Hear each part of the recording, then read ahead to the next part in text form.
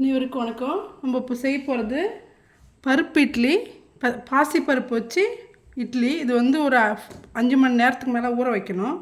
ஊற வச்சதில் இஞ்சி ஒரு சின்ன துண்டு, ஒரு பச்சை மிளகாய் போட்டு நல்லா இதை அரைச்சி எடுத்துகிட்டு வந்துடலாம். நம்ம அரைச்ச மாவை இதில் ஊற்றிக்கலாம்.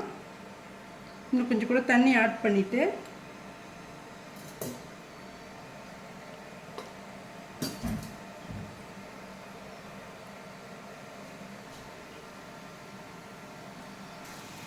இந்த இட்லிக்கு தாளிப்பு போட்டுக்கலாம். கொஞ்சமாக ஆயில் போட்டு கடுகு போட்டு பெருங்காயம் போட்டு நம்ம தாளிச்சிக்கலாம். கொஞ்சம் மஞ்சள் பொடி போட்டு ஆயில் சூடாகட்டும். கடுகு போட்டுக்கலாம்.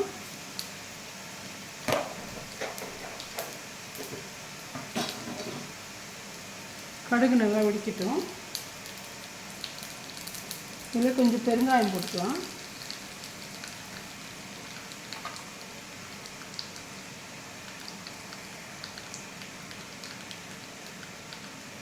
கடுகு வெடிச்சதும் பெருங்காயம் போட்டு வச்சு மஞ்சள் பொடி லைட்டாக போட்டு ஆஃப் பண்ணிக்கலாம்.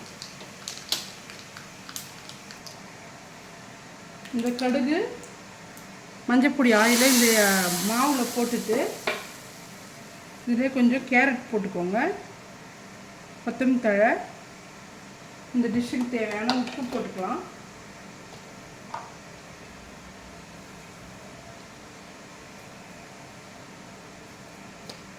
போட்டுட்டு நல்லா மிக்ஸ் பண்ணிக்கோங்க.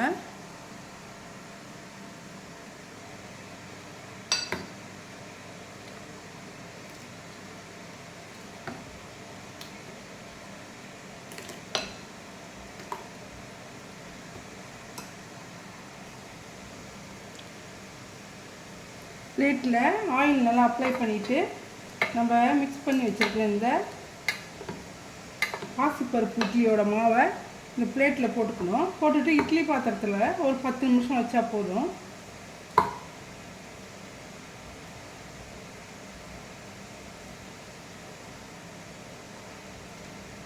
நல்லா சூப்பராக வெஜிடபிள்லாம் போட்டு டேஸ்டான இட்லி. இது ப்ரோட்டீன் இட்லி.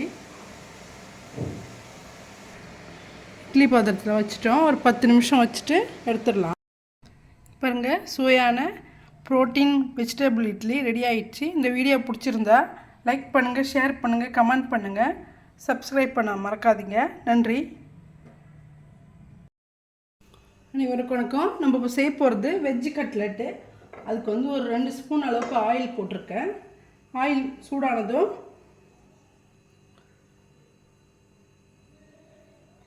சூடானதும் பூண்டும் இஞ்சியும் கொஞ்சம் பொடியாக கட் பண்ணது போட்டுக்கலாம். நல்லா ஃப்ளேவர் எண்ணெயில் இறங்கட்டும். அதிலே ஒரு பச்சை மிளகாவும் போட்டுக்கலாம், பொடியாக கட் பண்ணது.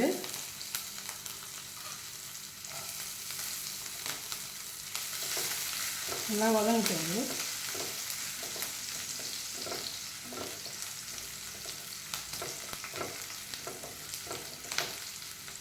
அதுக்கப்புறம் ஆனியன் ஒன்று கட் பண்ணி போட்டது, அதுவும் கொஞ்சம் பொடியாக கட் பண்ணிக்கோங்க.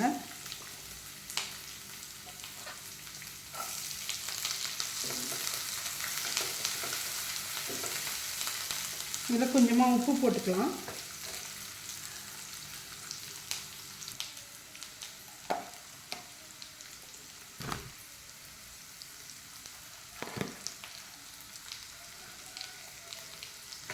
கேரட்டு, கேப்சிகம், கொஞ்சம் பீன்ஸு எல்லாத்தையும் போட்டு இதுலேயும் வதக்கிக்கலாம்.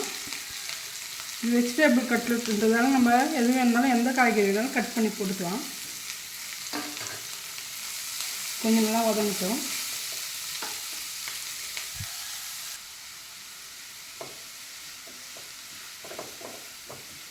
கொஞ்சம் லைட்டாக வதங்கினா போதும். நம்ம ஆயிலில் ஃப்ரை பண்ண போகிறோம். அதனால் கொஞ்சமாக வதங்கினதும் 5 மசாலா எடுத்து வச்சுருக்கேன். மஞ்சப்பொடி, கரம் மசாலா, மிளகாத்தூள், கொஞ்சம் தனியாத்தூள், கொஞ்சம் பெப்பர் பவுடர், இதில் கொஞ்சம் சில்லி ஃப்ளேக்ஸும் போட்டு வச்சுக்கலாம்.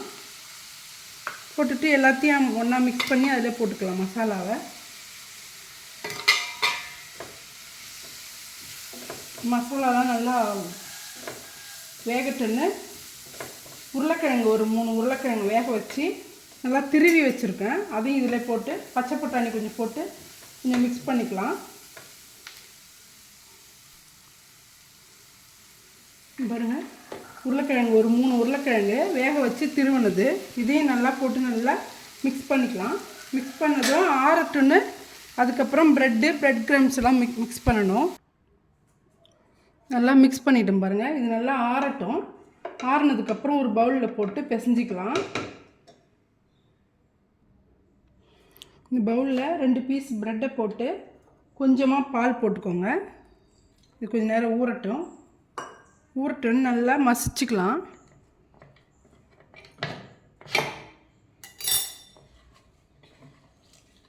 நல்லா இது மாதிரி பிசைஞ்சுக்கோங்க.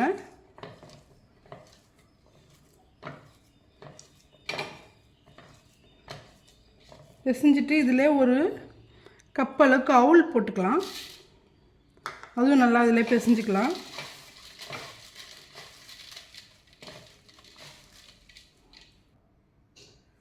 நம்ம வேக வச்சு மிக்ஸ் பண்ண இந்த உருளைக்கிழங்கு வெஜிடபிள் இதில் போட்டுடலாம். போட்டுட்டு அதையும் நல்லா மிக்ஸ் பண்ணணும். எல்லாத்தையும் நல்லா மிக்ஸ் பண்ணிவிட்டு நல்லா பிசைஞ்சிக்கணும். சூடாக இருக்குது, ஆறட்டும்.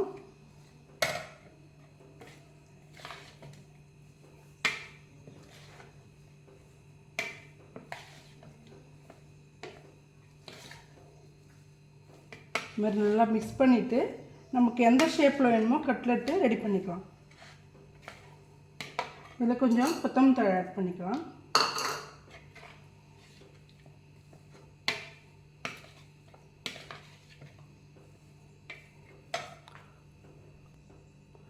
நமக்கு கொஞ்சம் ஷேப் வர்றதுக்காக கார்ன்ஃப்ளவர் ஒரு 1/2 கப் அளவுக்கு இதை போட்டுக்கலாம். போட்டுட்டு அதையும் நல்லா மிக்ஸ் பண்ணிக்கலாம். பைண்டிங் இது கொஞ்சம். இதையும் நல்லா மிக்ஸ் பண்ணிவிட்டு உங்களுக்கு எந்த ஷேப் வேணுமோ பிரெட் க்ரம்ஸ் பொடி பண்ணி வச்சுருக்கேன்.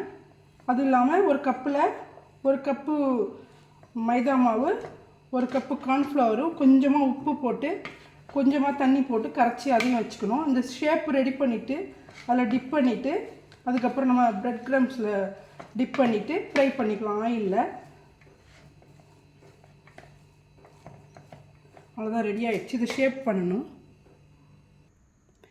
இது மாதிரி நல்லா நம்ம கையால் ஆயில் தடவிட்டு இது மாதிரி ஷேப் பண்ணி வச்சுக்கிட்டு இப்போ நம்ம இதுக்கு மிக்ஸ் பண்ணணும். மாவு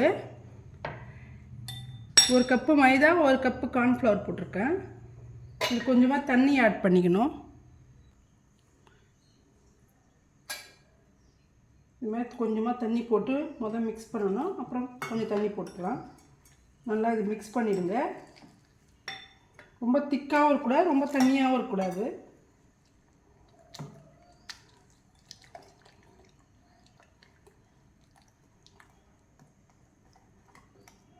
இது மாதிரி நல்லா மிக்ஸ் பண்ணிவிட்டு நம்ம இந்த சிலிண்டர் ஷேப்பில் செஞ்சு வச்சுருக்கிற இந்த கட்லெட்டை இதில் டிப் பண்ணணும். அதுக்கப்புறம் பிரெட் க்ரம்ஸில் பெரட்டி எடுத்து ஃப்ரை பண்ணிக்கலாம்.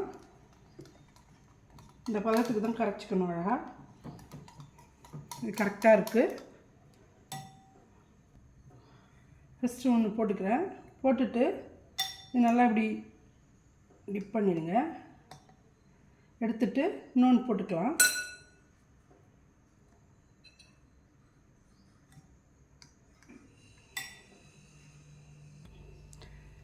நம்ம மாவில் போட்டதை திரும்ப எடுத்து இந்த பிரெட் க்ரம்ஸில் போட்டுக்கலாம். போட்டுட்டு இது நல்லா இப்படி பெரட்டி எடுத்துக்கணும். பெரட்டிட்டு இது லைட்டாக ப்ரெஸ் பண்ணணும். அது அப்போ தான் ஒட்டிக்கும். எல்லாத்தையுமே அது மாதிரி பண்ணிக்கலாம். ஆயில் நல்லா சூடாகிடுச்சு. நம்ம ஏற்கனவே ரெடி பண்ணி வச்சுருக்க இந்த கட்லெட்டை ஆயிலில் ஃப்ரை பண்ணி எடுத்துக்கலாம். ஒன்று ஒன்றா போட்டுக்குங்க.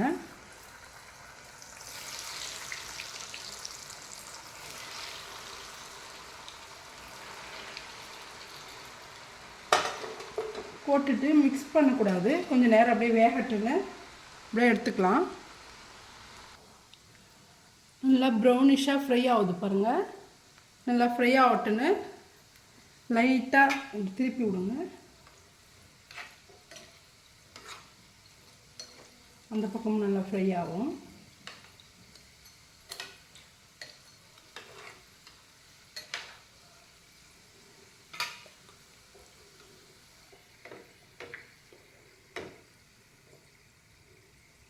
நல்லா கட்லெட் ப்ரௌனாக ரெடி ஆகிடுச்சு பாருங்கள்.